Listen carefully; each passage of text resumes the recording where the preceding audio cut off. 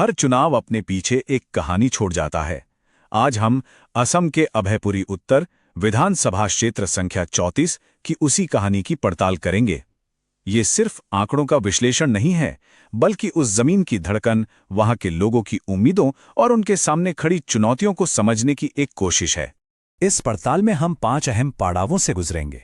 सबसे पहले हम इस क्षेत्र की जमीनी हकीकत को जानेंगे, फिर 2021 के जनादेश को समझेंगे।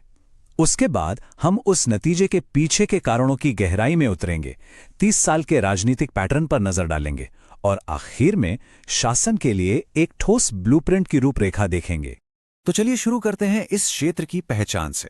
बोंगाईगांव जिले का ये हिस्सा अभयपुरी उत्तर सिर्फ नक्शे पर एक लकीर नहीं है, ये एक जीती जागती जमीन है जिसका अपना एक मिजाज है, अपनी एक नब्ज है। यहाँ की अर्थव्यवस्था की बुनियाद चाय, तेल और स्थानीय व्यापार पर टिकी है।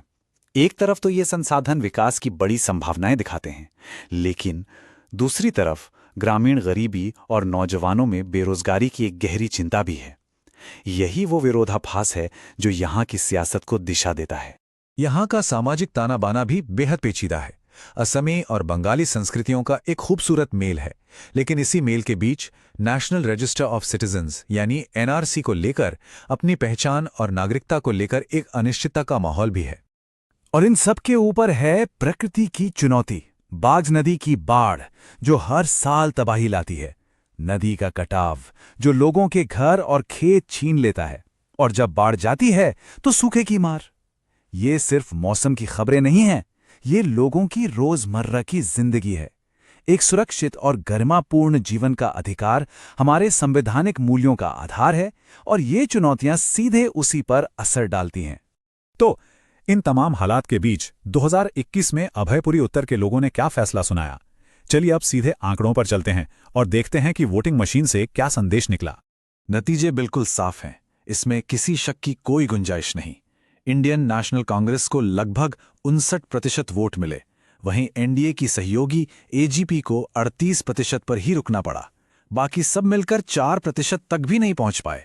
ये एक स्पष्ट और एक तरफा जनादेश था। जीत का अंतर देखिए, कांग्रेस को 93,000 से ज्यादा वोट मिले, जबकि एजीपी को करीब 60,000। मतलब फासला लगभग 33,000 वोटों का। ये कोई कांटे की टक्कर नहीं थी, ये एक बहुत बड़ी और निर्णायक जीत थी। लेकिन इन सभी आंकड़ों में एक नंबर है जो सबसे ज्यादा ध्यान खींचता है, और वो है ये 87.34%। जरा सोचिए, ये था 2021 का वोटर टर्नआउट।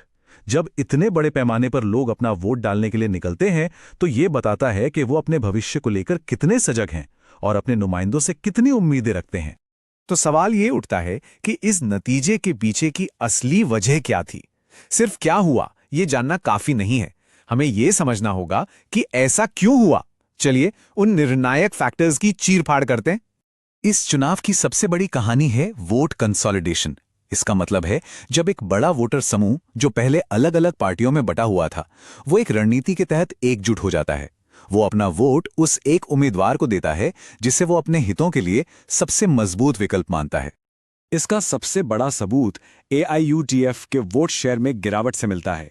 देखिए, 2016 में पार्टी को करीब 24% वोट मिले थे, लेकिन 2021 में ये आंकड़ा सिमटकर सिर्फ 1% पर आ गया। साफ है कि एक बहुत बड़ा वोट बैंक था जो पूरी तरह से कांग्रेस उम्मीदवार के पीछे लामबंद हो गया। आखिर में राजनीति जमीन पर ही होती है। एक आम वोटर के लिए राष्ट्रीय चैनल की बहस से ज्यादा जरूरी उसके गांव की टूटी हुई सड़क होती है। रोजगार, सिंचाई और बुनियादी ढांचे जैसे स्थानीय मुद्दे ही वो असली वजहें हैं जो वोटिंग के दिन लोगों का फैसला तय करते हैं। अच्छा, अब इस पूरी कहानी को समझने के लिए जरा और पीछे चलते हैं। किसी भी जगह की आज की राजनीति को उसके इतिहास के चश्मे के बिना नहीं समझा जा सकता। तो देखते हैं अभयपुरी उत्तर की पिछले 30 साल की सियासी याददाश्त क्या कहती हैं।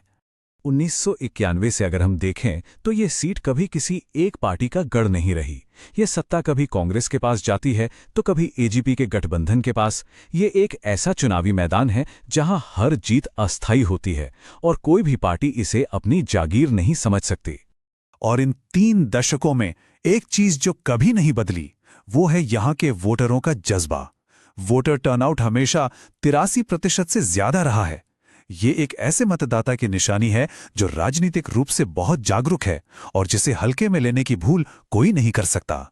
तो ये इतिहास और ये जागरूक मतदाता दोनों मिलकर एक साफ संदेश देते हैं। लोग अब ठोस नतीजों की तलाश में हैं और यहीं से हम भविष्य के एक रास्ते की तरफ बढ़ते हैं। स्रोत दस्तावेज इसे चतुर्मुख सिद्धांत कहता है, जो शासन के लिए एक ब्लूप्रिंट की तरह है। इस रणनीति के 4 चेहरे हैं। पहला, चुनावी चेहरा, यानी वोटरों तक सीधी पहुंच। दूसरा, संगठनात्मक चेहरा, यानी बूथ स्तर पर मजबूत ढांचा। तीसरा है नैरेटिव फेस, जो लोगों के बीच भरोसे की कहानी बनाता है। और चौथा है रिसोर्स फेस, यानी समर्थन जुटाने के लिए जरूरी संसाधनों को सुनिश्चित करना। अब देखिए ये जमीन पर कैसे काम करता है। ये कोई किताबी ज्ञान नहीं है। इसका हर चेहरा लोगों की असली तकलीफों से जुड़ता है। जैसे संगठन का काम है शहरी वोटरों की खराब सड़कों और नालियों की समस्या सुलझाना। चुनावी टीम का काम है ग्रामीण इलाकों में सिंचाई और बेरोजगारी के मुद्दे पर काम करना। और नैरेटिव, वो कहानी अल्पसंख्यकों के डर, युवाओं की आकांक्षाओं और महिलाओं की सुरक्षा की चिंताओं को आवाज देती है। और इस पूरी रणनीति के केंद्र में है विश्वास। ये लाइन इसकी आत्मा है। एक नागरिक की व्यक्तिगत जानकारी उसकी अपनी होती है, उसकी सहमति सर्वोपरि है। ये सिर्फ कोई कानूनी बात नहीं है, ये भरोसे की नींव है। हर नागरिक की निजता और गरिमा का सम्मान करना और उनकी सहमति के बिना उनकी जानकारी का इस्तेमाल न करना, यही वो पहला कदम है जिससे सच्चा भरोसा कायम होता है। तो आखिर में ये पूरा विश्लेषण हमें एक बहुत बड़े सवाल पर लाकर खड़ा कर देता है। आज के इस दौर में जहां हर तरफ भारी दबाव और ध्रुवीकरण है, क्या अनुशासन, डिलीवरी और विश्वास पर टिकी एक जन केंद्रित राजनीति किसी भी क्षेत्र की असली क्षमता को उजागर कर सकती है? ये वो सवाल है जिसका जवाब न सिर्फ अभयपुरी उत्तर बल्कि हमारे पूरे लोकतंत्र का भविष्य तय करेगा।